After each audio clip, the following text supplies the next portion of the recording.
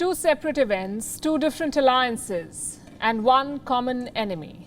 China. The G7 and NATO both focused on China. It began with the G7 summit. It's an alliance of the world's most powerful democracies, the US, the UK, Canada, France, Germany, Italy and Japan. They make up the G7. Together, they called out China on the Wuhan virus, the human rights violations and the debt traps.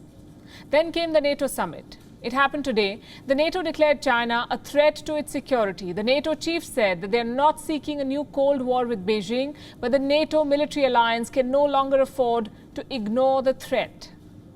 So is the West finally united in its resolve to make China pay? What explains this shift? How many of these leaders will walk the talk? And where does India stand in this new global effort to contain China? The answers to these questions make up our cover story tonight. We'll start with the latest from Brussels. This is where members of the North Atlantic Treaty Organization, or NATO, are meeting. Now, NATO is a Cold War era alliance. It was designed to respond to the threat from the Soviet Union. But the Soviet Union is history. So what is NATO's raison d'etre? Why does it exist? To take on a new security risk, the one that they've spelled out for the first time in public. This is what the NATO chief said about China. We're not entering a new Cold War, and China is not our adversary, not our enemy, but we need to address together as an alliance the challenges that the rise of China poses to our security.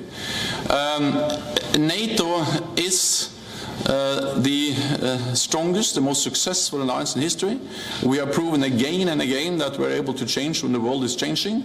Over the last years, we have implemented the biggest adaptation of NATO since the end of the Cold War.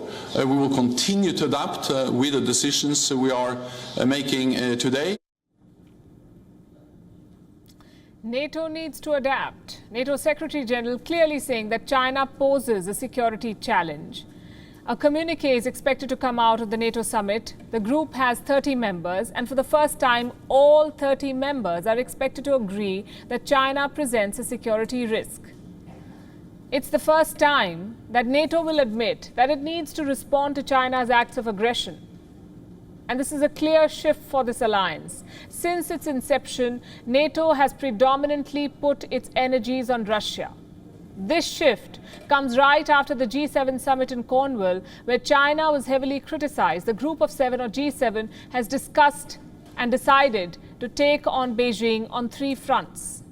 One is to cover up of the Wuhan virus pandemic. Two, the human rights violations in China. And three, the debt traps laid through the Belt and Road Initiative, or the BRI.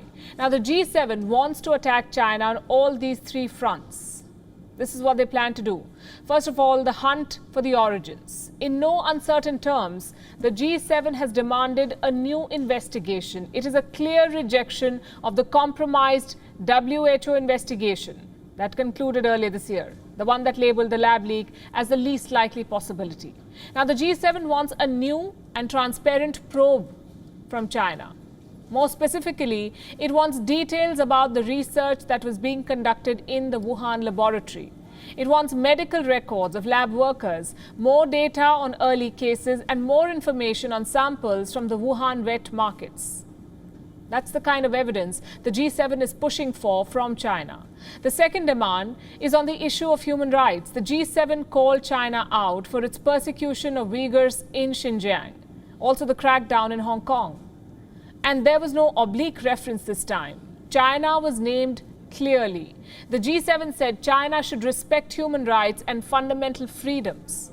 It's a call that found support from India too. India was attending the summit, not as a member, but as a guest. It signed a joint statement that affirmed a commitment to human rights as set out in the Universal Declaration of Human Rights.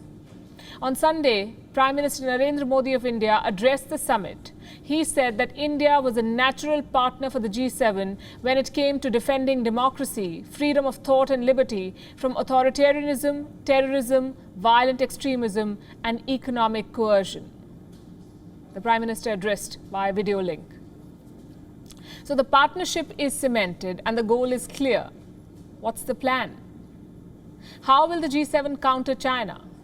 Well, that's the third major takeaway from the summit, a $40 trillion plan, 40 trillion, one that directly challenges China's checkbook diplomacy.